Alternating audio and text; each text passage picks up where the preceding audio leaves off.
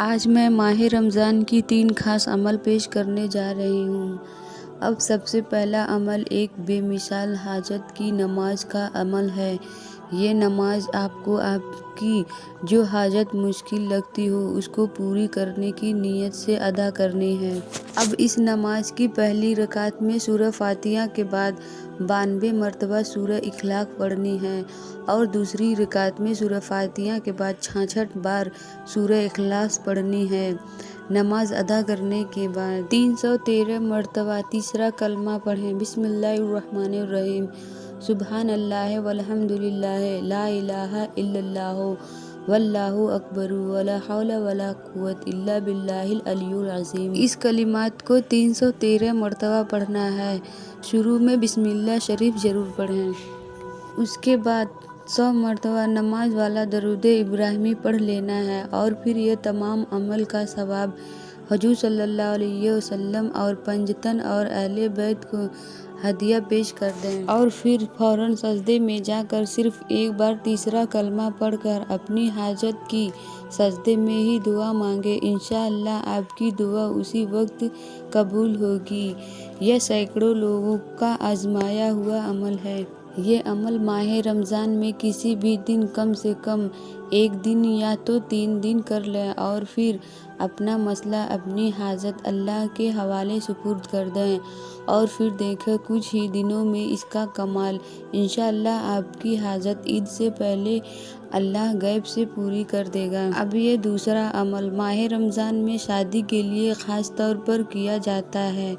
جو بھائی بہن کی شادیوں میں پریشانی آ رہی ہے، رشتے نہیں آتے، اگر آتے ہیں تو بات نہیں بنتی یا کوئی اور مسئلہ ہے جس کی وجہ سے شادی میں دیری ہو رہی ہے یا کسی نے کوئی بندش کر دی ہے یا کوئی رکاوٹ ہے، تو اس عمل کو ماہ رمضان میں صرف شادی کی نیت سے کر لیں تو یہ عمل آپ کو ماہ رمضان میں کسی بھی دن کسی بھی وقت 3 دن کرنا ہے۔ سب سے پہلے آپ اول و آخر 11 مرتبہ کوئی بھی درود شریف پڑھ لیں، پھر درمیان میں 2 رکعت نوافل نماز حضور صلی اللہ علیہ وسلم اور پنجتن کو ہدیہ پیش کرنے کی نیت سے ادا کریں۔ اس نماز کے دونوں رکعتوں میں سورہ فاتحہ کے بعد 70 بار سورہ اخلاص پڑھ لینی ہے۔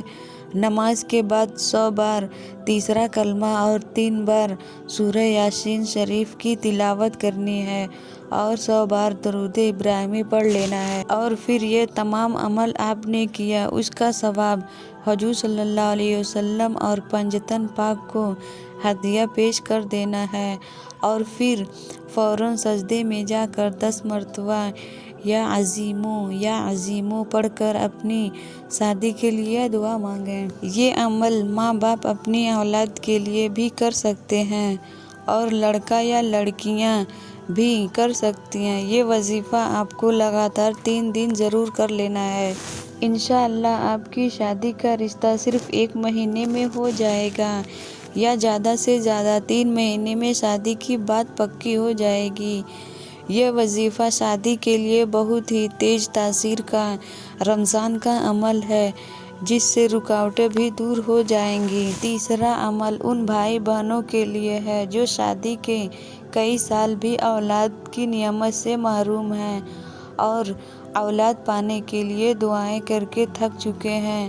وہ لوگوں کے لیے ماہ رمضان میں اولاد پانے کا یہ پاورفل وظیفہ ہے بزرگان دین نے پیش کیا ہے۔ یہ عمل ماہ رمضان میں کسی بھی 3 دن کر سکتے ہیں، جب چاہیں تب کسی بھی وقت کر سکتے ہیں۔ اس عمل سے لاکھوں بھائی بہن اولاد کی نعمت سے فیضیاب ہوئے ہیں۔ آپ اول و آخر 14 مرتبہ کوئی بھی درود پاک پڑھ کر درمیان میں 2 رکعت نوافل نماز حضور صلی اللہ علیہ وسلم اور پنجتن کو ثواب پیش کرنے کی نیت سے ادا کرنی ہے۔ اس نماز کی دونوں رکعتوں میں سورہ فاتحہ کے بعد 14 مرتبہ سورہ اخلاص پڑھنی ہے اور پھر نماز کے بعد 500 مرتبہ سورہ فاتحہ یعنی الحمد شریف کو بسم اللہ شریف کے ساتھ پڑھ لیں۔ اس کے بعد صرف ایک بار پوری سورہ یوسف کی تلاوت کر لیں اور پھر 100 مرتبہ درود ابراہیمی پڑھ لینا ہے، اور پھر یہ تمام عمل جو آپ نے کیا اس کا ثواب حضور صلی اللہ علیہ وسلم پنجتن پاک کو ہدیہ پیش کر دیں۔ اس کے بعد فوراً سجدے میں جا کر 10 مرتبہ اللہ صمد اللہ صمد پڑھ کر اولاد کے لیے اللہ سے دعا مانگے۔